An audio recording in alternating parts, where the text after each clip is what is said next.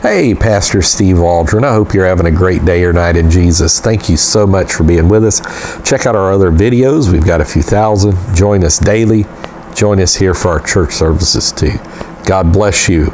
We're going to be looking today at the control mechanism, and I need to go through that. Could have named it any number of things.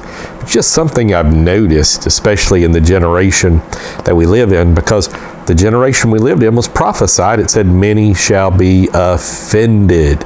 And then in John 3, that's Matthew 24, in John 3, it says, the wicked hate the just, basically. They hate the light.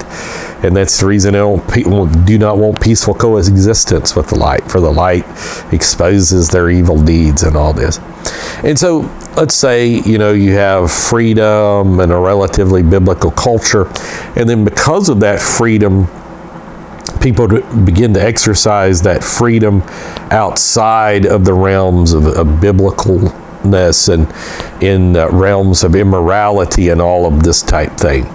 Well, what I've noticed, what ends up happening is then this bondage, this sinfulness becomes very much anti-freedom. So what was once freedom and moral, then when it becomes immoral, becomes anti-freedom. It wants to shut down that which is freedom and moral.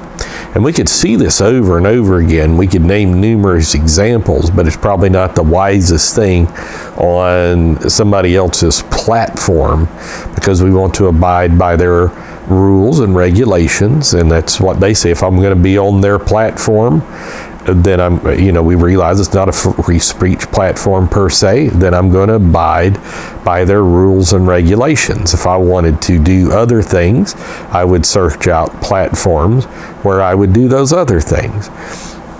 But getting back to the control mechanism, it becomes a control mechanism actually of the good, the right, and the moral.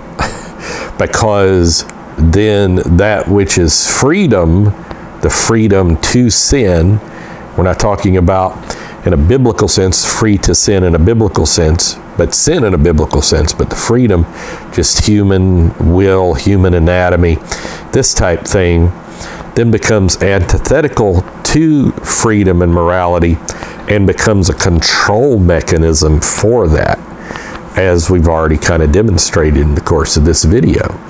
But again, I do want to stress, I'm extremely appreciative for YouTube and Google for allowing the opportunity for the gospel to go around the world, and it's done a lot of good.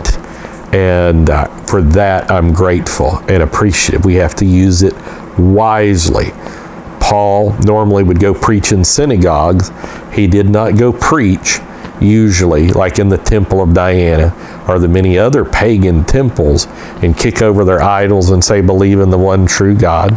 He used wisdom when he spoke, because he knew he got beat enough, 2 Corinthians 11 and 12, without stirring up the hornet's nest, by the way. Sister Waldron, I have a beautiful hornet's nest, but we won't go into all that. But anyhow, without going into that, yellow jackets, when we're here in Georgia State yellow jackets. But so you don't want to just do that. So you have to use wisdom, because what ends up happening, freedom, liberty, morality, people misuse that, go into immorality according to Scripture, and then use the immorality to become a control mechanism for the moral. So it's just one of those things I found interesting. I was thinking about the other day and just wanted to share. Love you. God bless. Thanks for being here. Hit the bell notification when you subscribe. Join us daily. Share it on social media. We love you. Bye-bye.